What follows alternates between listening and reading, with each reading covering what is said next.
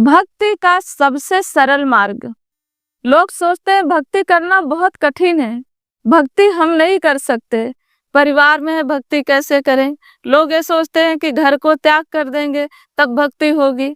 लोगों के मन में बात आती है काम कर रहे हैं भक्ति कैसे करें, प्रोफेशन में है तो भक्ति कैसे करें। ऐसा नहीं है। भक्ति करना एक अलग बात है। जब भक्ति आप करते हो तो भक्ति के लिए सबसे सरल मार्ग है। जैसे कि पहले के समय में लोग कैसे भक्ति करते थे, जाके पहाड़ों पे तपस्या करते थे, घर को त्यागते थे। आज भी कुछ लोग ऐसा है घर त्याग देते हैं। लेकिन अगर किसी के बूढ़े माता पिता हैं तो उनकी सेवा करके भी आप भक्ति कर सकते हो। जरूरी नहीं कि घर का त्याग करें। बूढ़े माता पिता हैं तो आप उनकी सेवा करके भगवान की तरह उन्हीं को सम्मान देके आप भक्ति कर सकते हो। और ऐसे नहीं है कि आप भक्ति नहीं कर सकते हो। घर गृहस्थी में रह के आप एक सुंदर भक्ति कर सकते हो। सबके लिए कहते हैं ना, अगर परिवार में हो तो परिवार के लिए आप कुछ कार्य करते हो, उस कार्य को करते हुए परिवार को सम्मान देते हुए आप भक्ति आराम से कर सकते हो। कलयुग में भक्ति कैसे करना है, जैसे हर युग के अलग अलग भक्ति रही है, कैसी भक्ति रही है, यज्ञ हवन तपस्या। लेकिन अब कलयुग में भक्ति कैसे करना है। कलयुग केवल नाम आधारा, कलयुग केवल नाम आधारा, सुमर सुमर नर उतरे पारा। वास्तव में कलयुग में सिर्फ एक नाम का सहारा है।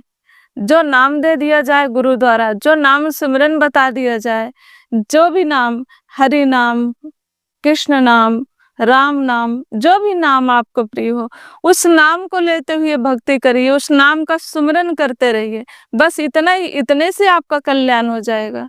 कहते हैं ना कि अगर किसी की मृत्यु हो रही है, आप पहुंच गए, आप उसे नाम सुमिरन करा दीजिए। भगवान का नाम कहते उनको बुलवाइए। भगवान का नाम बोलते बोलते, मन में ही बोलते बोलते अगर उनकी मृत्यु हो जाती है तो समझिए कि उनका कल्याण हो गया। तो कल्याण कैसे संभव है? कल्याण तभी संभव है जब आप प्रभु का सहारा लेते हो, हर पल प्रभु का सहारा। यकीन मानिए कि प्रभु का सहारा लेने वाले व्यक्ति का कभी बुरा नहीं हो सकता। जैसे देखिए भगवान श्री कृष्ण जी ने क्या किया, द्रौपदी की लाज बचाई। और कह लीजिए सुदामा के घर में, जिसके घर में एक अन्न का दाना ना हो, तब भी कोई चाहना कामना ना हो, और तब भी एक ईमानदारी, एक आस्था श्रद्धा अपने प्रभु के लिए हो, बताइए वही श्रद्धा आस्था और वही प्रेम सुदामापुरी बन गए। जैसे द्वारिकापुरी वैसे सुदामापुरी बन गया।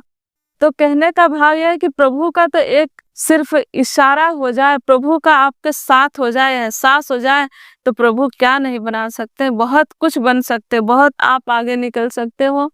इसके लिए आपको नहीं सोचना है, बस ये है कि जो कहते हैं कि भक्ति में मग्न रहते हैं, प्रभु के नाम में मग्न रहते हैं, प्रभु का नाम जरूर लेना है, प्रभु का नाम सुमिरन जरूर करना है।